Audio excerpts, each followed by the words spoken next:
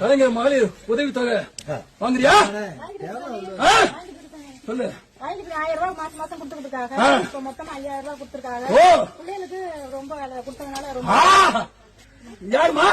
மாமியார் பண்ணு. மாமியார் முதியோர் உதவி தொகை வாங்குறியா? எப்படி? 1200 ரூபாய் கொடுத்தாங்க. இப்ப 2000 சேர்த்து 3200 ரூபாய் கொடுத்தாங்க. அப்படியா? அதனால புள்ளிய உதவி செய்யறதும் காய்கறி தமிழ்நாடு. சூப்பர். என்னத்த சூப்பரா? நான் எந்த ஸ்கூல்ல போய் தான் இங்கிலீஷ் எல்லாம் படிச்சேன். சூப்பர் நல்லா சொல்லியே. சரி என்ன கருமமா? ஆனா மக்களே, எனக்கும் இந்த கூட்டத்துக்கு எந்த சம்பந்தமும் இல்லை. இவன் யாருன்னு கூட எனக்கு தெரியாது.